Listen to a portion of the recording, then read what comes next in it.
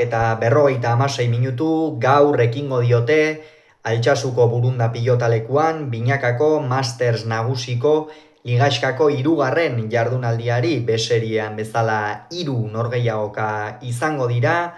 eta esan bezala gaur hasiko da Altsasuko Burunda pilotalekuan. Gogora ezagun lehenik eta behin sailkapena nola dagoen, Zabala eta Mari Ezkurrena dira sailkapenaren buruan 2 punturekin, Altuna eta Imaz ere 2 punturekin dira, puntu banarekin dira Jaka eta Zabaleta eta Ezkurdia eta Iztueta, eta oraindik punturik pilatu gabe Larrazabal Rezusta, Elordi Albizu eta Artola Martija alere. Gogora ezagun Larrazabalek eta Rezustak eta Elordik eta Albizuk momentuz partida bakarra jokatu dutela. Beraz, guazen,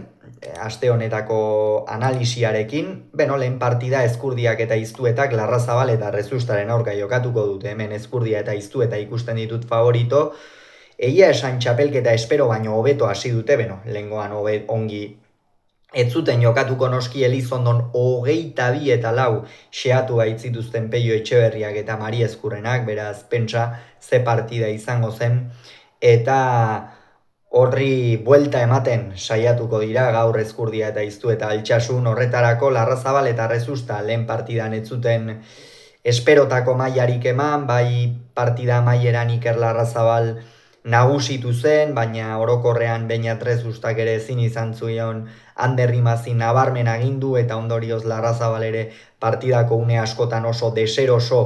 aritu zen, bolea ikeragarria duten bi aurrelari izango dira elkarren aurka, kolpe handiko bi atzelari ere,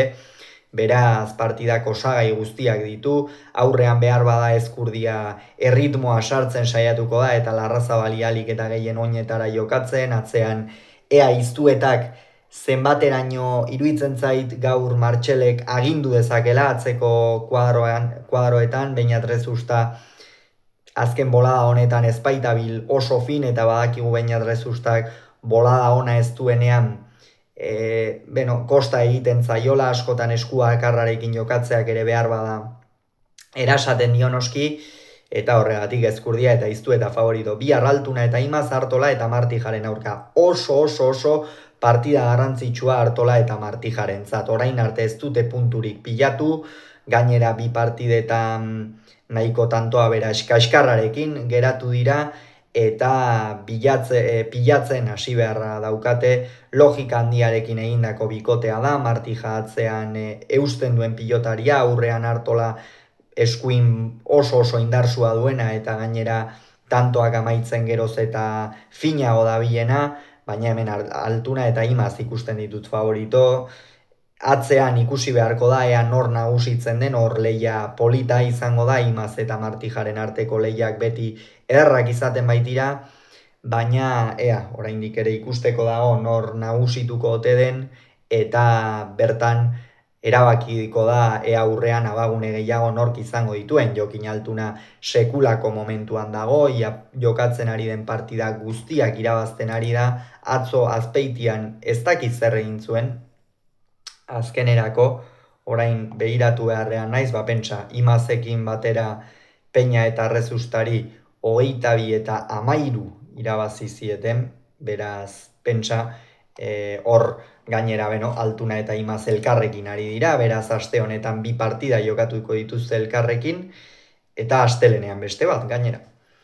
Beraz horixe Altuna eta Imaz favorito, eta Bastidan amaituko da jardunaldia, Jaka eta Zabaleta, Elordi eta Albizuren aurka, hemen favorito oso nabarmen ikusten ditu Jaka eta Zabaleta. Elordi eta Albizu jada azkentzat jotzen genituen